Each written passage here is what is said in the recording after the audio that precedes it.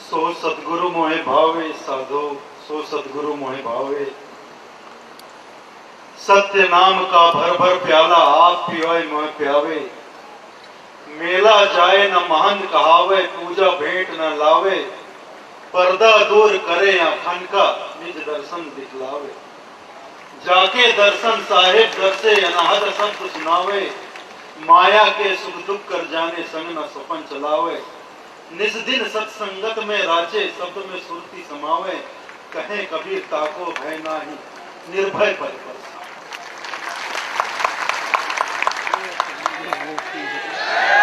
सदगुरु कबीर साहब के पतित पावन चरणों में कोटि कोटि बंदगी करते हुए पूज्य आचार्य साहेबगणों, संत समाज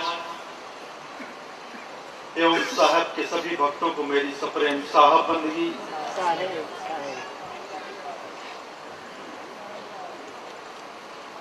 समय का बड़ा अभाव चल रहा है।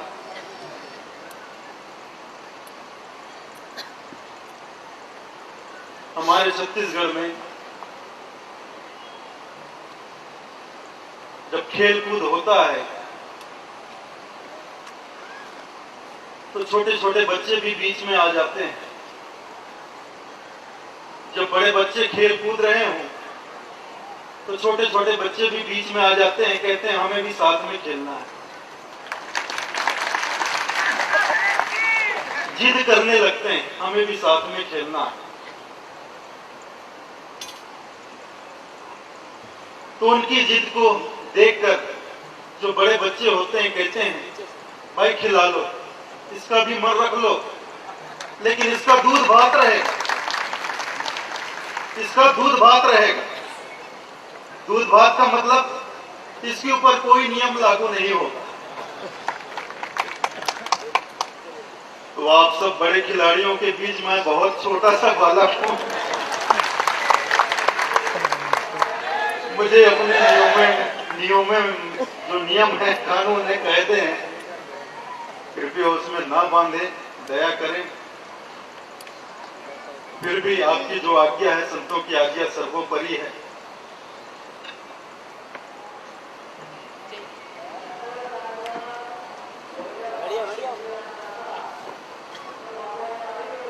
मोक्ष की जिज्ञासा बड़ी ही प्राचीन जिज्ञासा है। अनंत काल से यह जिज्ञासा चली आ रही है। एक गांव में एक व्यक्ति को यह जिज्ञासा लग गई, मुझे मुक्ति कैसे मिले, इस संसार से बाहर निकलने का क्या मार्ग है, क्या उपाय है। बहुत चिंतन किया, सोचा, विचारा, कुछ भी समझ में नहीं। बहुत गरीब व्यक्ति था, झोपड़ी में रहता था, घास फूस की झोपड़ी में। उसकी झोपड़ी के निकट ही एक महात्मा जी रहते थे। महात्मा जी के पास चला गया। महात्मा जी से पूछा, महामना मुझे मुक्ति कैसे मिलेगी, इस संसार से बाहर निकलने का क्या मार्ग है, क्या उपाय है, दया करके मुझे बताइए। महात्मा जी ने कुछ नहीं कहा, केवल मुस्कुरा दी। यह प्रक्रिया चलती रही। हफ्ता गुजर गया, महीना गुजर गया, 2 महीने गुजर गए। वह व्यक्ति दिन में 3 बार 4 बार महात्मा जी के पास जाता, हाथ जोड़कर पूछता,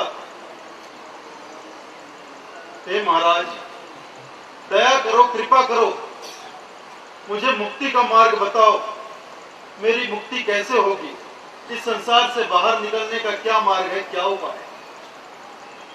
महात्मा जी कुछ न कहते, मुस्कुरा देते, अपना काम करने लग जाते। उस व्यक्ति की जिज्ञासा बढ़ती गई, चरम पर पहुंची।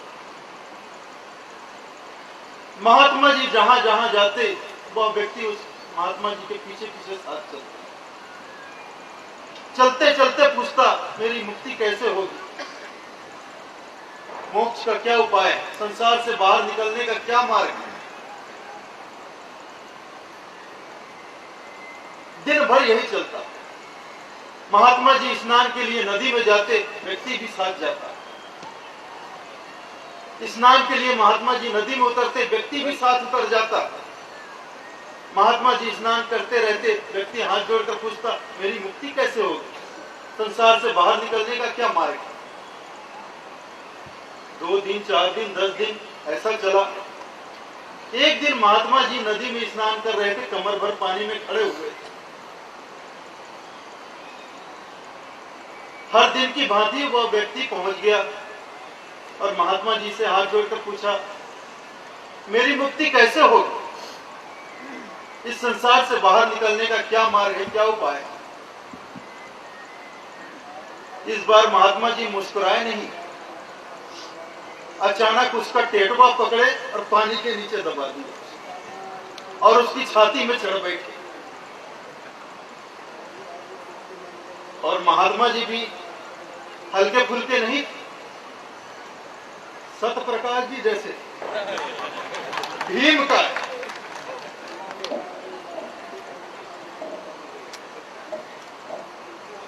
वह व्यक्ति पानी के भीतर छटपटाने लगा, सांस बंद हो गई, सांस के लिए तड़पने लगा। आधा मिनट, 1 मिनट, 1.5 मिनट ऐसी स्थिति हो गई कि अब श्वासा न मिले तो उसके प्राण पखेरु ही उड़े, मर ही जाए। ऐसी स्थिति हो गई। जब उससे नहीं रहा गया तो उसने पूरी ताकत लगाकर जोर का उचाटा मारा। महात्मा जी दूर जाकर गिरे। वह व्यक्ति पानी से बाहर निकला, हाँफते हुए जोर जोर से सांस ली। महात्मा जी चुपचाप उठे, अपना कपड़ा लत्ता समेटे, कमंडल उठाए चलने लगे। हाँफता हुआ व्यक्ति दौड़ते हुए महात्मा जी के पास पहुंचा। बोला, आज तो मारी डाले थे बाबा,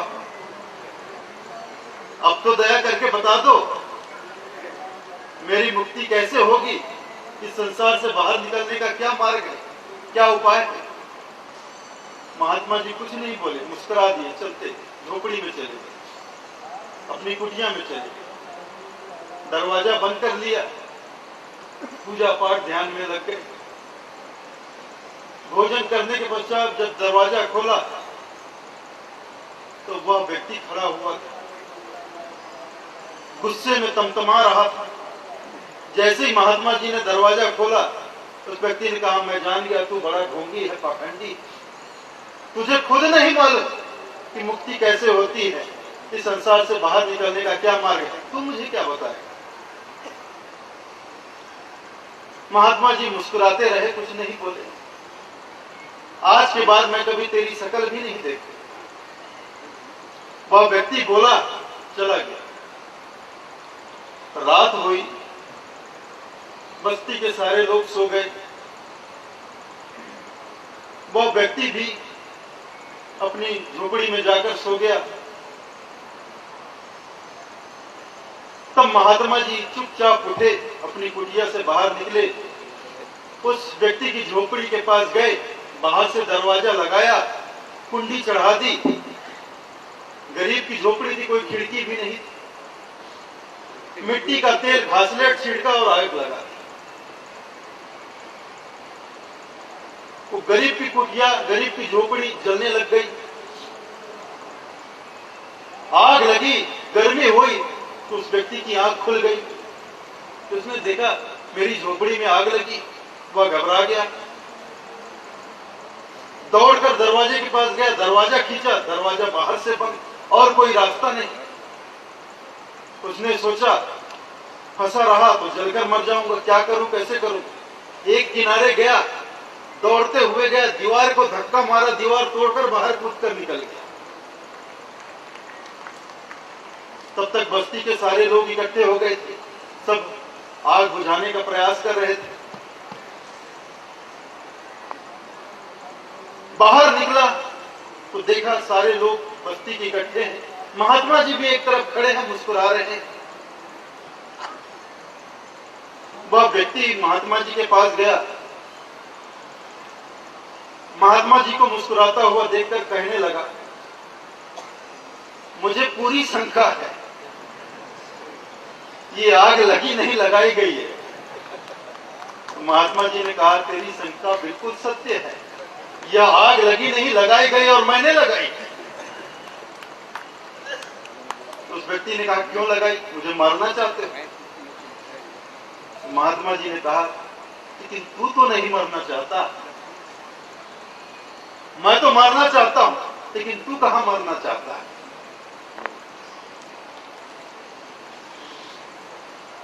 तूने मुझे 6 महीने से परेशान कर रखा है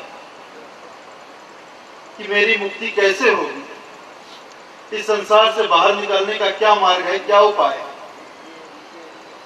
अब तू मुझे एक बात बता, जब तेरी कुटिया में, तेरी झोपड़ी में आग लगी,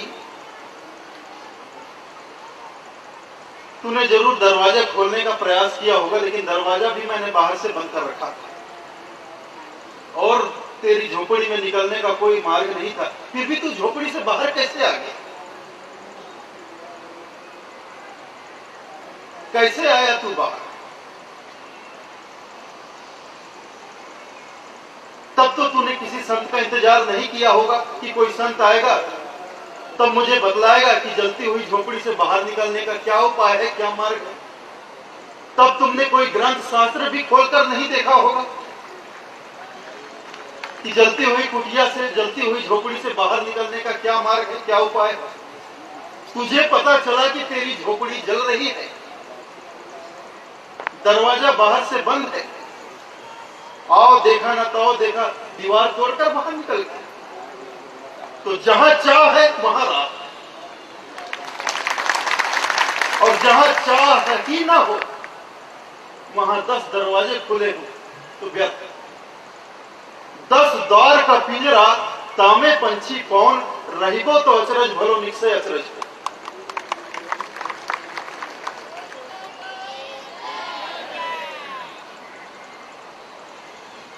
ये मोक्ष की जिज्ञासा अत्यंत प्राचीन, हमें बांधा किसने? हम कहते हैं हमें मोक्ष चाहिए, हम बंधे हुए, किसने बांधा, कहां बांधा है, कैसे बांधा गया?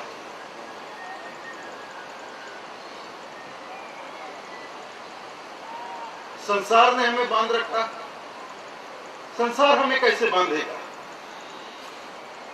संसार को तो जड़ कहा गया है, पंच महाभूत कहा, भूत अर्थात जो मरा हुआ हो, जो मृत हो। देखिए, इस पंडाल में बहुत से खंभे लगे हुए हैं। मैं एक खंभे को पकड़ लेता हूं और चिल्लाने लगूं, इस खंभे ने मुझे पकड़ लिया है, मुझे छुड़ाओ। मैं चिल्लाने लगूं, फरियाद करने लगूं, भाई मुझे बचाओ, भैया कोई आओ, मुक्ति का दाता, इस खंभे ने मुझे पकड़ लिया, बचाओ मुझे, छुड़ाओ इस खंभे से। आप क्या कहोगे? आप क्या कहेंगे मुझे? पागल हुआ?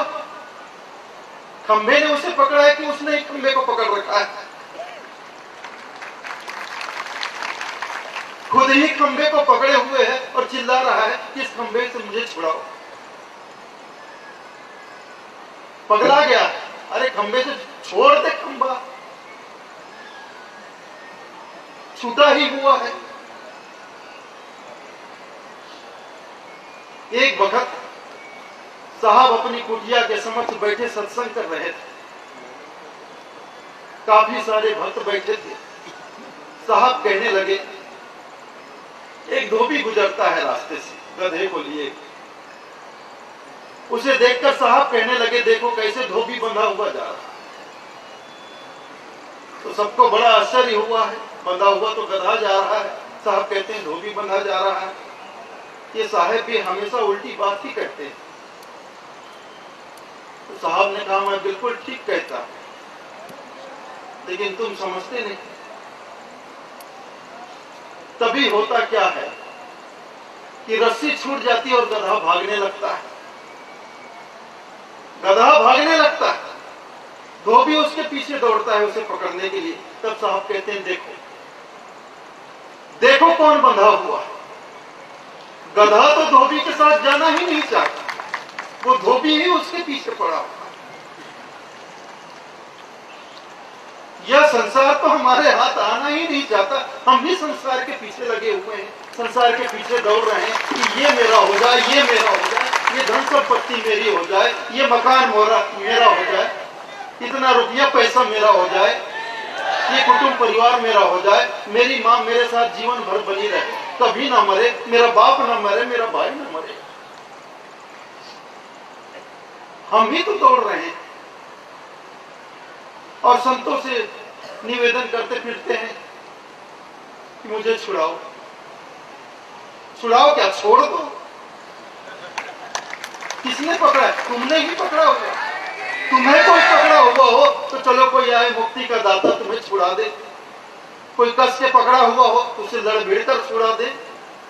किसी ने जंजीरों में बांध रखा हो तो कुल्हाड़ी लाकर जंजीर काटकर छुड़ा दे। अरे जब तुमने ही पकड़ लिया तो कैसे छुड़ाएं? निवेदन ही करेंगे भैया छोड़ दो, छूटे ही हुए। इस तथ्य को साहब ने अपने एक पद में गाया, दृष्टांत दिया है 4-5 साहब ने, तो मैं 2-3 दृष्टांत इस पद को बोलता हूं, समय ज्यादा नहीं है। इस तथ्य को साहब ने समझाया, आपन पाओ आपकी विश्व, जैसे सुनहा कांच मंदिर में भरमत भूतमा, जैसे मुट्ठी स्वाद में मरकट घर घर नचत फिरो, कहे कबीर लड़नी के सुना तो को। इसमें 2 पंक्तियां और है, लेकिन ज्यादा लंबा नहीं करूंगा, समय का अभाव। इसमें साहब ने हाथी, मदमस्त हाथी और सिंह टेहरी का भी दृष्टांत दिया है। तो साहब कहते हैं, जैसे सुनहा कांच मंदिर में भरमत भूख में, एक राजा ने एक समय कांच का महल बनवाया, शीशे ही शीशे जड़वा दिए। शाम का समय धोखे से एक कुत्ता महल के भीतर घुस गया। द्वारपाल देख नहीं पाए, शाम का समय था, दरवाजा बंद कर दिया। कुत्ता भीतर गया, कांच का महल था, दीवारों पर छतों पर दर्पण ही दर्पण लगे हुए। वह कुत्ता जिधर भी देखता था सैकड़ों कुत्ते नजर आते थे, कुत्ते ही कुत्ते नजर आते थे। उसने सोचा आज तो गिर गए, आज तो दूसरे मोहल्ले में फंस गए, सैकड़ों कुत्तों ने घेर लिया, आज तो बचना मुश्किल। लेकिन कुत्तों का स्वभाव, कितना भी मरियल कुत्ता हो, जब गिर जाता है तो लड़कर ही मरता है। भले बेचारों को बदनाम किया गया, कुत्ते की मौत मरा, लेकिन बड़ा बहादुर होता है कुत्ता। कितना भी मरियल हो, अंत समय में लड़कर ही मरता है। तो उसने भी सोचा मरना तो है ही, लड़कर ही क्यों न मर। तो भोग भोग कर जाकर लड़ने लगा। किससे लड़ने लगा? कोई और हो उससे लड़े, खुद की ही परछाई थी, खुद का ही प्रतिबिंब था, अपने आप से, अपने प्रतिबिंब से लड़ने लगा। भोग भोग कर दर्पण से टकराने लगा। सुबह द्वारपालों ने दरवाजा खोला, देखा लहू लुहान कुत्ता मरा पड़ा।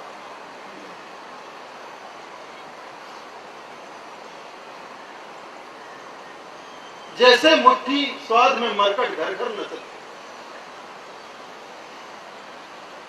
मदारी जो होते हैं बंदर का नाच कराते हैं। बंदरों को कैसे पकड़ते हैं? बड़े चालाक। बंदरों को चना बहुत पसंद है, बहुत मजे से खाते हैं। तो मरकट क्या करते हैं, एक लकड़ी का भारी बक्सा ले लेते हैं वजनदार, और चना ले लेते हैं, और जंगल में जहां बंदर रहते हैं पेड़ों पे, वहां चले जाते हैं, और पेड़ के नीचे थोड़ी दूर पर वह बक्सा रख देते हैं। बक्से में एक छोटा सा छेद बना देते हैं, बिल्कुल छोटा सा, इतना छेद कि बंदर का खाली हाथ, खाली पंजा उस छेद के अंदर चला जाए, बस इतना ही बड़ा छेद बना देते हैं। बक्से के अंदर चना भर देते हैं और बक्सा बंद कर देते हैं, और थोड़ा चना जिस पेड़ पर बंदर रहते हैं उस पेड़ के नीचे बिखरा देते हैं, और उसे बिखराते हुए बक्से तक लाकर छोड़ देते हैं।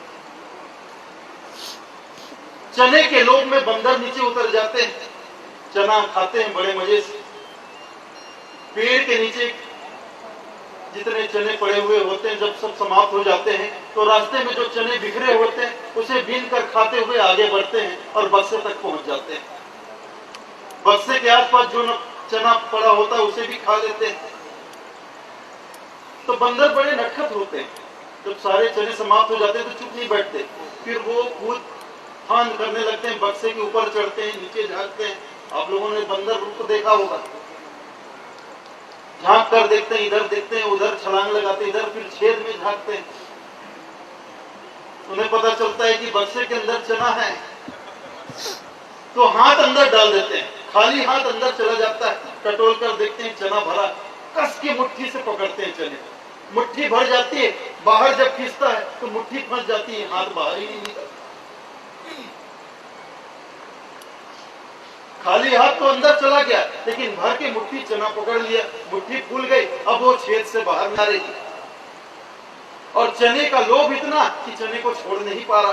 अब वो चिल्लाने लगता है, चीखने लगता है, कूदने लगता है, उसे लगता है मुझे किसी ने पकड़ लिया, शायद बक्से ने ही पकड़ लिया, या लगता है बक्से के अंदर कोई बैठा है जिसने मुझे पकड़ लिया। अब बक्सा क्या पकड़ेगा और चना क्या पकड़ेगा? खुद ने ही पकड़ रखा, उसके लोभ ने उसको फंसा रखा। ना तो बक्से ने पकड़ा है ना चने ने पकड़ा, उस बंदर के लोभ ने उसे बांधा। चना छोड़ दे तो जैसे हाथ अंदर गया था वैसे हाथ बाहर आ जाए और वह फिर चला जाए जहां रहता है, लेकिन लोभ को नहीं छोड़ पाता है। मदारी आते हैं, बंदर को पकड़ कर ले जाते हैं, फिर घर घर नचाते हैं।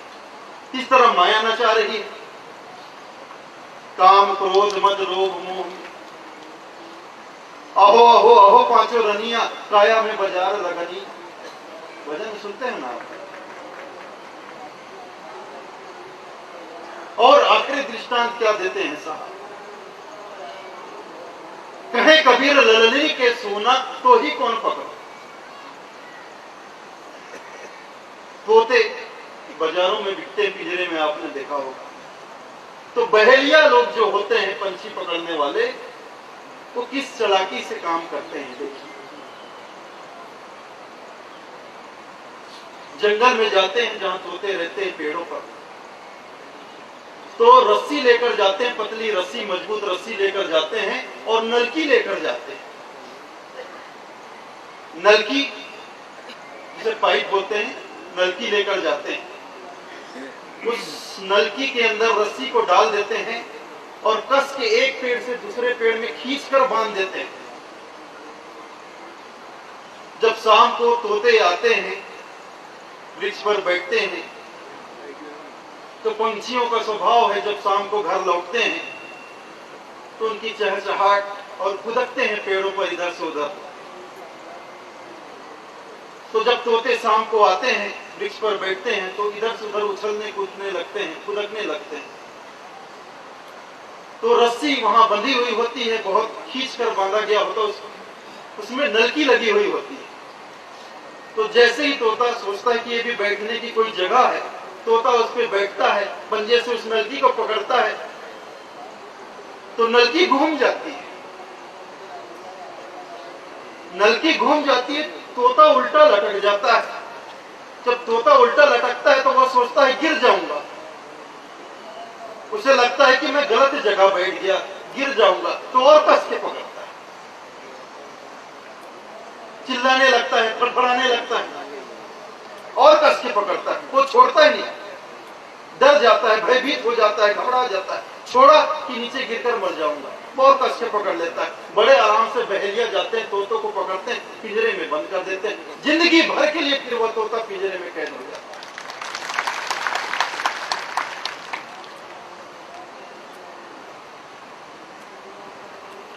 इतना डर जाता है वह तोता, इतना घबरा जाता है, और घबराहट में उसे यह भी नहीं सोचता, सोच नहीं पाता, समझ नहीं पाता कि मुझे किसी ने नहीं पकड़ा, ना ही मेरी स्थिति बदली है। जैसे मैं पहले था वैसे अब भी, जैसे मुक्त पहले था वैसा ही मुक्त अब भी हूं। जैसे पंख मेरे पहले सही सलामत थे, मेरे पंख अब भी सही सलामत है। मैंने ही इस रस्सी को पकड़ रखा, इस नलकी को पकड़ रखा, और भय में वह सब भूल गया। इतना नहीं सोच पाता, अगर मैं इसे छोड़ दूं तो जैसे पहले स्वच्छंद मुक्त आकाश में उड़ता था फिर उड़ने लग जाऊं। सोच ही नहीं पाता, घबराने के कारण उसे यह बात सूझती नहीं कि आदि हता सो अब हता, फेर फार कछु नाही, फेर परा है बूझ में ताते सूझत ना। जैसे पहले था वैसे अब भी फेर फार, कुछ नहीं बदला। आदि हता सो अब हता, जैसे पहले था वैसा ही आज हूं, जैसे पहले मुक्त था वैसे ही मुक्त दशा में आज भी हूं और सदा रहूंगा। भय में, घबराहट में सूझता है। यह सूझेगा तब जब होगा तन थिर मन थिर वचन सुरति निरति थिर होए, कहे कबीरता दास को कल्पना व्यापी। जब तन थिर होगा, मन थिर होगा, सुरति निरति थिर होगा, तन थिर मन थिर वचन थिर सुरति निरति थिर होए, कहे कबीर दास को कल्पना व्यापी। जब हम शांत हो जाएंगे, घबराना छोड़ देंगे। हम भी घबराए हुए हैं, संसार में आकर संसार को पकड़ तो लिया, चाहे जितना भी पकड़ा हो, किसी ने थोड़ा पकड़ा, किसी ने ज्यादा पकड़ा, जिसकी जितनी पकड़ में है उसने पकड़ लिया। अब डर रहे हैं, घबरा रहे हैं, कैसे छोड़ें? छोड़ दिए तो फिर क्या रह जाएगा? कहीं ऐसा ना हो कि इधर के ना रहे और उधर के ना रहे। धोबी का कुत्ता न घर का न घाट का, ऐसी स्थिति ना हो जाए। तो घबराए हुए हैं, दुविधा में दो गए माया मिली न राम, ऐसा ना हो जाए। तो इस घबराहट में, इस डर में, इस भय में हमने जितना जो कुछ भी संसार पकड़ रखा है उसके प्रति इतनी आसक्ति है, इतना मोह है, उसको हम छोड़ ही नहीं पाते। और सोचते हैं कि ये संसार बटोरकर हम इसके मालिक हो गए। संसार बटोरकर कोई कभी संसार का मालिक नहीं हुआ तो केवल चौकीदार हुआ।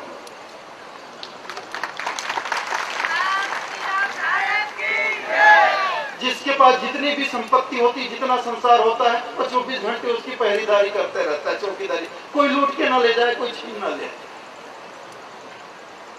जिसके पास जमीन है वो रोज सुबह शाम देखने जाता है कहीं बाजू का किसान मेरी खेत को ना दबा ले। जिसके पास रुपया पैसा ज्यादा हो वो लठ लेके पहरेदारी करते रहता है, कोई चोर ना आ जाए, कोई डकैत ना आ जाए, लूट के ना ले जाए। और जिसके पास जितनी ज्यादा संपत्ति वो उतना ही बड़ा चौकीदार। तो धन संपत्ति बटोर कर कोई कभी मालिक नहीं हुआ, स्वामी नहीं हुआ तो केवल चौकीदार हुआ। इसीलिए बादशाह सिकंदर ने जब वह मरा, सबसे बड़ी लड़ाई उसने लड़ी थी, सबसे बड़ा साम्राज्य स्थापित किया था, लेकिन अंत समय में उसे बोध हो गया था, ज्ञान हो गया था। तो उसने मंत्रियों को आदेश दे दिया था, जब मैं मरूं मेरा जनाजा निकले तो मेरे दोनों हाथ मेरे कफन से बाहर निकाल दे। ऐसा ही हुआ। मंत्रियों ने आज्ञा का पालन किया। सिकंदर जब मरा, उसका जनाजा निकला तो उसके दोनों हाथ कफन से बाहर कर दिए। पूरी दुनिया ने देखा ये बादशाह सिकंदर, दुनिया का मालिक सिकंदर आज दुनिया से विदा हो रहा है और इसके साथ क्या जा रहा है? दोनों हाथ खाली, एक मिट्टी का ढेला भी नहीं। तो एक दिन ऐसा होएगा कोई काहू का नाही, एक दिन ऐसा होएगा कोई काहू का नाही। अरे घर की नारी क्या कहे, तन की नारी जाके। अरे घर की नारी तो दूर, ये तन की नारी भी साथ छोड़ देने वाली है। क्या जाएगा? कुछ भी नहीं जाएगा। तो क्यों पीछे पड़े हो? लेकिन आसक्ति है, मोह है, छोड़ ही नहीं पाते। तो हमें संसार ने नहीं बांधा, हमने ही संसार को पकड़ रखा है। और जिस दिन संसार के प्रति हमारा मोह भंग हो जाएगा, लोभ भंग हो जाएगा, हम तो स्वतंत्र ही हैं। जैसे पहले थे वैसे आज हैं, वैसे सदा रहेंगे। हम में कोई परिवर्तन आ ही नहीं सकता है। ये साहब का संदेश है। साहब ने इस तरह से अपने मोक्ष विचार दिए हैं। तुझे कौन बांधे? जड़ कैसे पकड़ेगा? वो तो मृत है, मृत कैसे पकड़ेगा? जिसमें शक्ति हो वही पकड़ सकता है। तो चेतन तत्व में शक्ति है, जिसमें शक्ति है वही कुछ कर सकता है। तो हमने ही पकड़ रखा है, जड़ ने, संसार ने। तो आप साहब के शरण में आए हैं, तो साहब के संदेशों को सुनिए, अमल करिए, अपने हृदय में उतारिए। अगर आप मुक्त होना चाहते हैं तो मुक्त तो है ही, सिर्फ भ्रम हुआ है आपको। मुक्त तो संसार को करिए, संसार को आपने जकड़ रखा है। मुक्ति संसार को दे, छोड़िए जड़ तत्वों, मुक्त करिए संसार को, उसे अपने रास्ते जाने दीजिए, आप अपने लोक को जाइए। यही बात साहब कहते हैं, अमरपुर से आया बंदे फिर अमरापुर को जाना है। कहे कबीर सुनो भाई साधु ऐसी लगन लगाना, काहे बंदगी साधु।